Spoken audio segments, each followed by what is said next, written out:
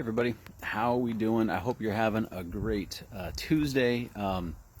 Just have a couple of thoughts for you. One, I just got back from the grocery store, and I noticed something that I just never thought would ever happen. I guess it's just not normal, and that is all of the vanilla ice cream has been bought out of the grocery store. All of it. It's all absolutely gone. And I just never thought in March that I'd ever walk into a grocery store in Woodland and find all the vanilla ice cream gone.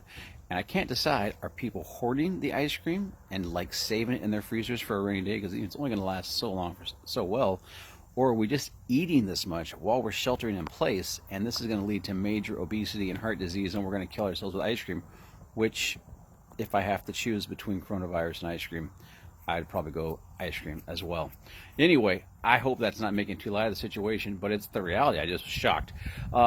On a more significant note, perhaps, I was reading today in Genesis and looking at the life of Abraham, and it was really interesting because I've read this a million times, but you know, when life teaches you certain lessons by your circumstances, and in chapter 18, he gets visited by God, and there's actually says three men show up, and it's like the angel of the Lord and these two angels.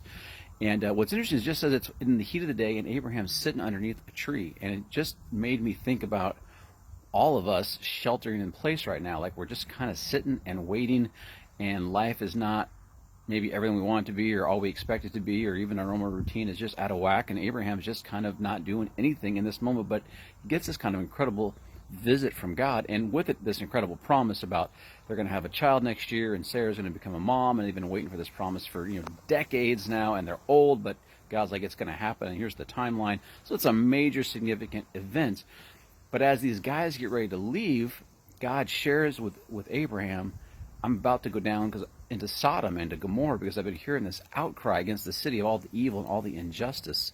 And if you've ever read it, it's this really interesting conversation with God that Abraham has, and wanting to know if God will destroy a city. And will he destroy a city if there's 50 righteous people found in it? Or what if only 45? Or what if only 40? Or what if only 30? Or what if only 20? And he keeps asking God, like, what will you do as the righteous judge of all of the earth? And God keeps saying, like, no, if there's that many righteous people there, I won't destroy it. I won't act on it, because he values righteous people. And that he's even having this conversation with Abram is amazing. And it just got me thinking again, here again we're sitting, we're bound kind of more to our homes, we're not out and about, our opportunities for ministry are diminished even as a church in the sense of we can't be around other people.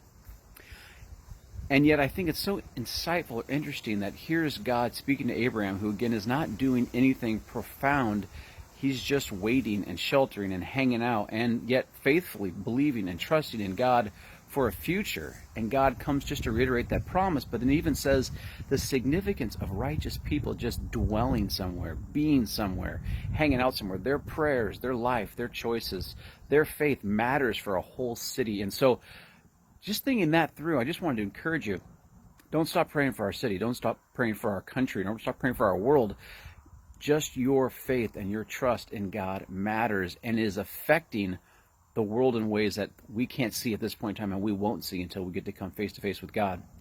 But I also think it's interesting to backen this up a little bit. Right before God talks about Sodom and Gomorrah, he says to Abraham in verse 18 of chapter 18 of Genesis, he says, seeing that Abraham shall surely become a great and a mighty nation, and all the nations of the earth shall be blessed in him. For I have chosen him, that he may command his children and his household after him to keep the way of the Lord by doing righteousness and justice, so that the Lord may bring to Abraham what he has promised him. I love this reminder that he's saying, I'm going to bless the whole world through Abraham. This guy who's just sitting in his tent underneath the shade in the heat of the day, yet I'm going to bless the whole world through him just because of his faith. But he's also going to pass this on to his family, to his children. And we got a great opportunity right now in our lives as we're hunkering down with our families to pass on our faith, our life, what God has taught us. And so take advantage of these times. That's the message. That's the word, I think, for today. I hope you guys are staying safe and staying good. And I hope you have some ice cream. Talk to you later.